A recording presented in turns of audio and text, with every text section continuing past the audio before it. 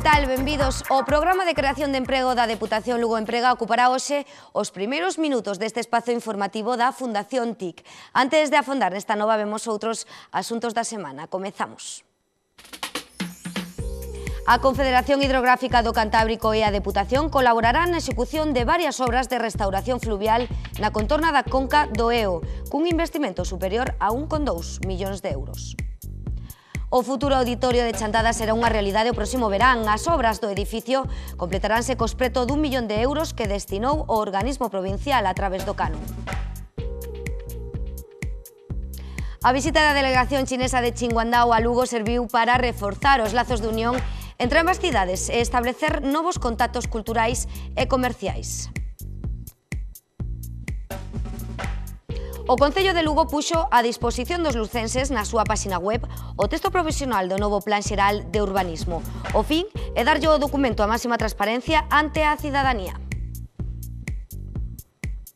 O Centro de Artesanía e Deseño comezará os cursos de inverno o vindeiro 17 de febreiro. A programación para o 2011 inclúe destacadas novidades. Nuns intres as coñecemos. As cifras do paro en Galicia seguen en aumento e nestes momentos, cando as medidas de emprego por parte das administracións se fan fundamentais.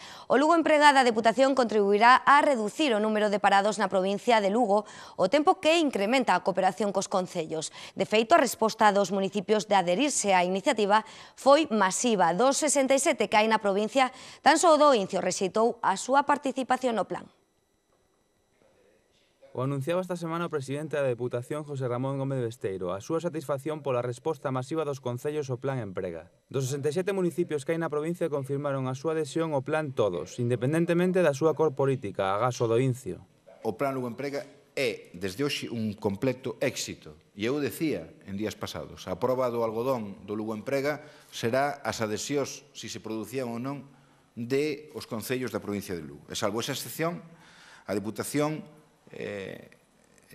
crea emprego e xestionamos de forma áxil e con eficacia un plan sin comparación en Galicia para crear emprego no 2011.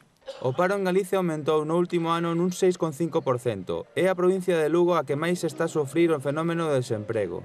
Con esta medida, a primeira que se toma nunha administración provincial na comunidade galega, o organismo provincial pretende disminuir o número de parados.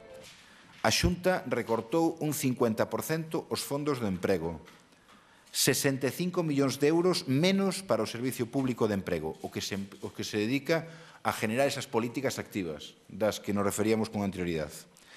Esperemos que este plan da Deputación teña calado noutras administracións e a forma de facelo tamén teña calado en outras administracións. O reparto para todos igual do número de traballadores.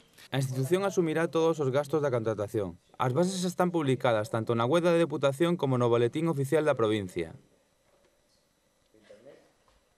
Os concellos adheridos ao plan contarán cun mínimo de 4 traballadores, que realizarán traballos de mantemento e servizos municipais.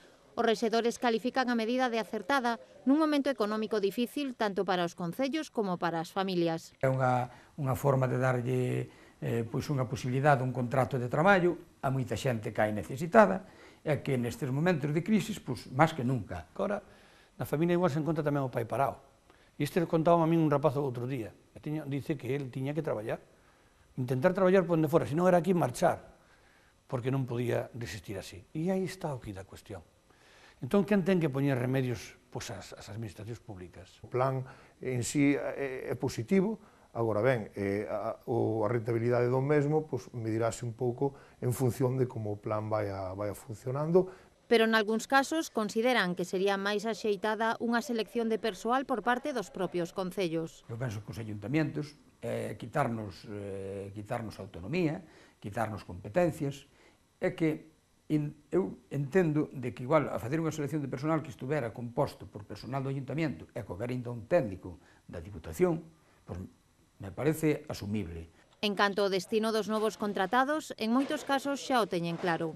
En moitas cousas. Primeiro, non hai grupo, miren, FOZ, un grupo de intervención rápida, arder en unha semana 2 casas, mala suerte, pero vamos a crear un grupo de emergencia, con 6 personas e un encargado que esteñan todo as 24 horas pendientes do Concello para chegar o antes posible ao que poida suceder, verdad? Os operarios incorporaránse aos postos a partir do 1 de marzo, logo de pasar as probas de selección que terán lugar en varios puntos da provincia. A Fonsagrada ve por fin solucionado un problema que arrastra desde hai uns 30 anos, o de abastecemento da auga ao núcleo urbán.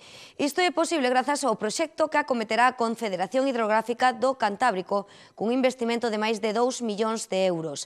A proposta prevé a construción dun novo depósito de 10.000 metros cúbicos que abastecerá a localidade durante 40 días. O proxecto sairá á exposición pública no mes de marzo. Por outra banda, a Confederación e a Deputación colaborarán na restauración de ríos das Concas Altas do Eo e o Navia. A maioría das actuacións comezarán en xaneiro. Sobre a mesa, a proposta de mellora do abastecemento ao núcleo da Fonsagrada consensuada por todas as partes. O proxecto presentado nunha reunión esta semana no Concello suporá melloras na captación e canalización da auga e a construción dun novo depósito de 10.000 metros cúbicos que se sumará ao actual de 2.000. Para no solamente disponer de un poco más de agua que actualmente, sino sobre todo disponer de capacidad de regulación. Este depósito permite abastecer a Fonsagrada, incluso aunque no llegara agua a él durante 40 y tantos días. O Ministerio e a Confederación dan así resposta á demanda plantexada polo alcalde da localidade para dar solución a un vello problema que padecen os fonsagradinos desde que nos anos 80 rompeu o encoro do Muradal, o que obriga a bombear a auga. Eso representa que a Fonsagrada vai ter o futuro do abastecemento pois asegurado a maior parte do ano sin que haxa que poñer cuartos das arcas municipales para poder asistir a ese bombeo. Co proxecto da Confederación, o Concello da Fonsagrada forrará máis de 30.000 euros ao ano en electricidade que se destinarán a outras necesidades. Dar servicios básicos, porque un municipio extenso como este, que as carencias que ten, pois lógicamente sempre estamos faltos de cartos, e eu penso que esta actuación, que é unha actuación que, como dicía antes, ben demandada desde fai tanto tempo, e é unha actuación que os veciños da Fonsagrada estou seguro que